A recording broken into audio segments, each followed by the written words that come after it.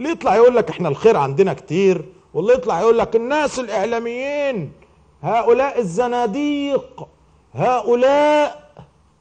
انت اعلامي؟ اذا انت زنديق، يا زنديق ايها الزنديق.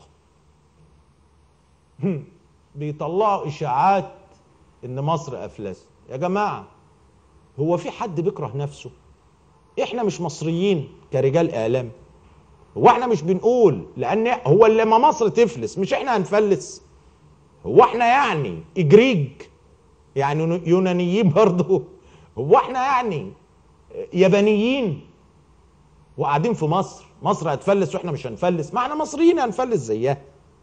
يبقى اذا اللي احنا بنقوله يا جماعه بندق ناقوس الخطر، بنعرف الناس.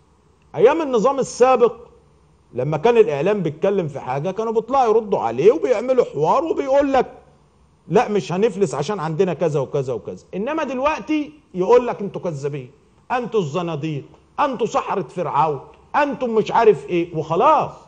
لان هو ما عندوش حجه، ما عندوش قدره على انه يدخل معايا في حوار. اللي زاد وفاض ان فرض على كل القنوات الفضائيه ان هم لازم يجيبوا ضيوف من الاخوان، لدرجه ان في برامج مثبته ضيوف من الايه، من تيارات الاسلام السياسي. حاجات غريبه جدا لم يعرفها الاعلام ولم تعرفها حريه الاعلام.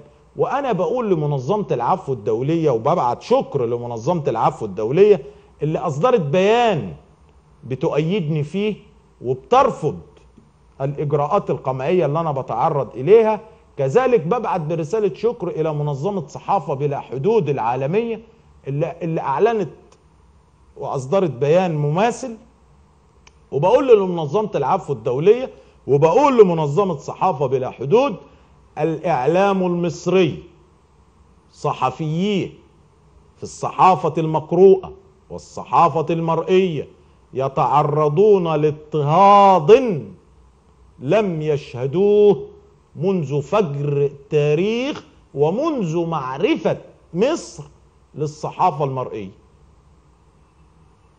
الحقيقة أنا ببعت لهم هذه الرسالة، بوضح لهم، ويا ريت كل المواقع وكل وكالات الأنباء وكل المؤسسات المجتمع المدني وجمعيات حقوق الإنسان تنقل عني هذه الرسالة. أكون شاكر جدا، لأن دولة بلا إعلام هي دولة بلا مصابيح.